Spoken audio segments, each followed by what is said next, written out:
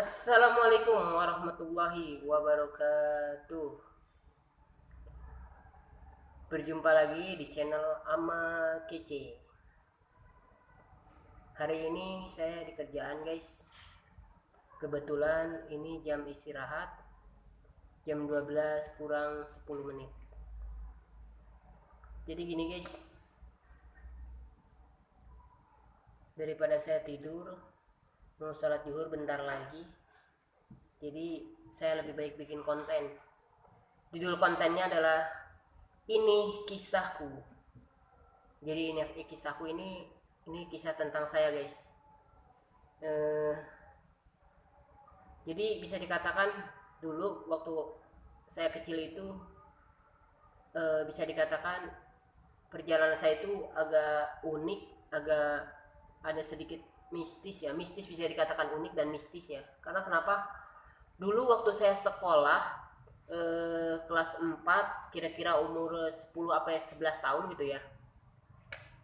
Itu ini guys, apa?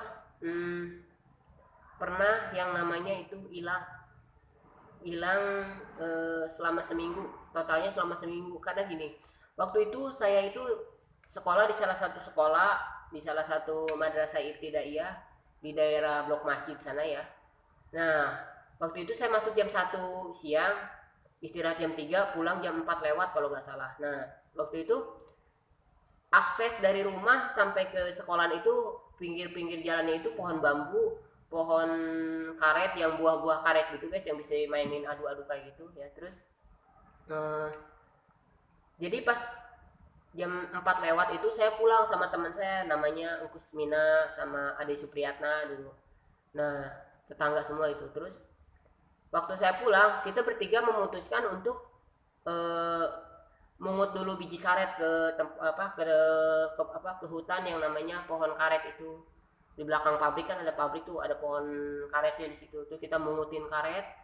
Nggak kerasa teman-teman saya udah mau maghrib, udah pada pulang. Kalau saya masih mungutin aja karena banyak, makin banyak gitu. Makanya saya jual-jualin tuh zaman dulu. Nah udah gitu, pas saya udah dapat sekali setengah tas tuh ada bapak-bapak datang. Dia apa kayak kusir delman gitu dah, tapi bukan delman, dia bawa kudanya aja sama orangnya tuh.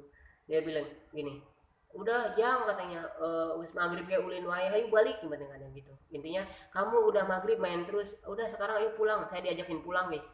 Saya naiklah kuda itu, bapak-bapak itu pakai baju serba putih, pakai kudanya juga agak putih-putih gitu kayak silver dah kudanya. Terus naiklah saya itu sambil bawa karet segala sama tasnya naik.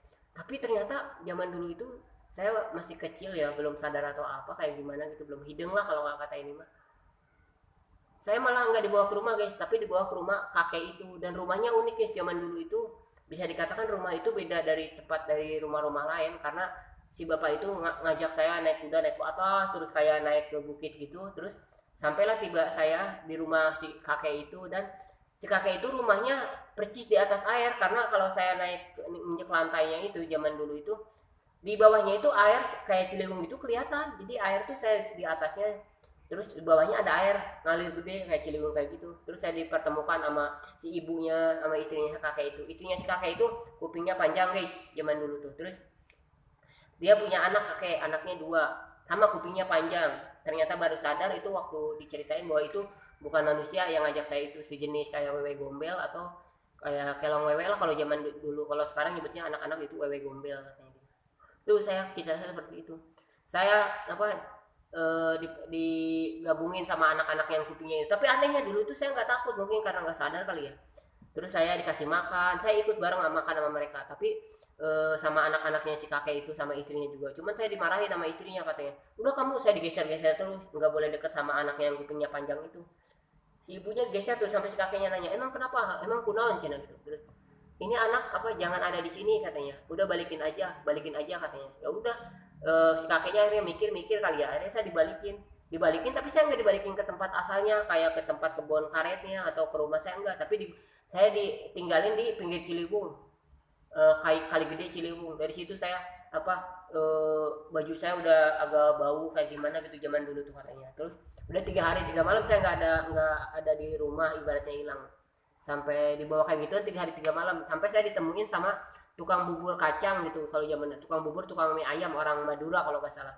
Mungut saya tuh di pinggir Ciliwung, terus saya dibawa ke rumahnya, dipandiin, saya dikasih makan. Terus ternyata orang yang mungut saya itu yang apa si orang Madura itu, ternyata dia itu punya usaha kayak bubur ayam, mie ayam gitu ya. Udah itu akhirnya saya diajak ke rumah dia, ikut jualan juga di pinggir Jalan Baru di daerah Kedung Halang tuh ada Jalan Baru yang sekarang jadi flyover tuh yang ke arah Parung. Itu saya di situ dulu, cuman dulu belum ada flyover. Nah di situ saya sampai 4 hari, sampai mungkin ibu saya di sana pada nyariin, emang katanya nyariin saya sampai disebarin di berita, sampai dicariin saya semua, semua orang pada nyariin saya, mungkin karena saya apa hilang kali ya, dicariin udah seminggu gitu, sampai diumumin, sampai ada beritanya itu didengar sama seorang tentara, anggota tentara ya.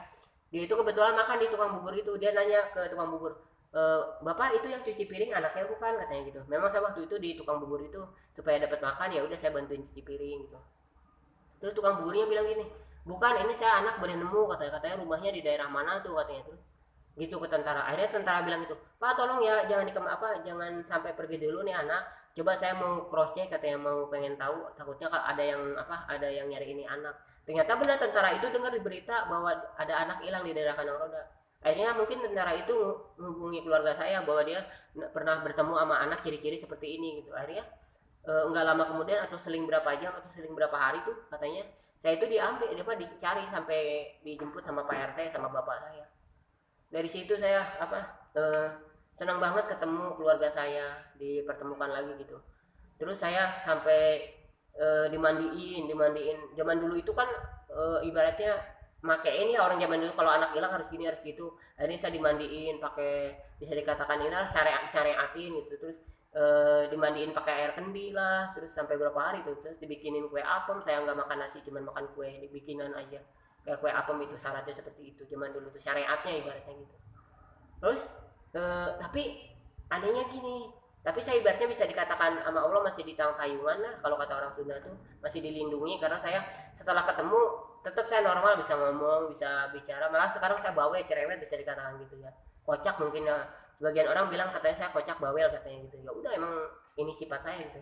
Nah di situ juga saya juga ngerasa aneh, kenapa saya kan dikasih makan di tempat makhluk astral itu, di tempat si kakek itu, kenapa saya nggak gagu. Mungkin karena itu patokannya, Allah masih sayang sama saya.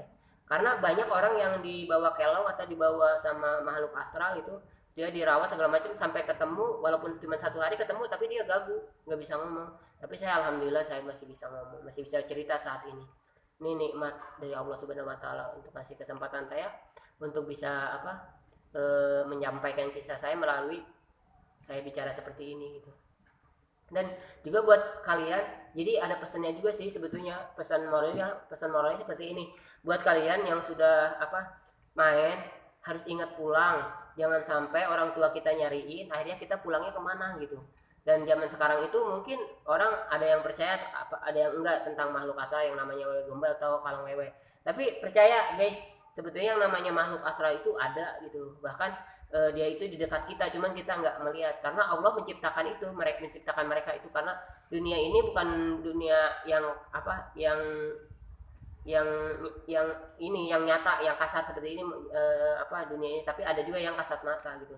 Makanya kita juga kalau ibaratnya melakukan sesuatu, kita jangan langsung lakukan kegiatan itu tapi baca bismillah, khawatir mereka keganggu atau mereka kesenggol. Dengan kita membaca bismillah mereka pergi, nggak ibaratnya nggak ganggu kegiatan kita, gitu aja guys. Mungkin kemarin dulu waktu saya mengutin ibaratnya biji karet itu nggak permisi, makan di zaman dulu tuh saya nyanyi itu teriak-teriak zaman dulu tuh, mungkin dia ngerasa keganggu, akhirnya ngasih pelajaran ke saya dengan cara saya diambil dibawa lah ibaratnya sama kelong itu sampai maghrib ya, zaman dulu seperti itu. Ya mudah-mudahan ini bisa dijadikan, saya berbagi cerita seperti ini bukan untuk apa-apa, hanya untuk berbagi kisah aja. Jadi ini kisahku gitu.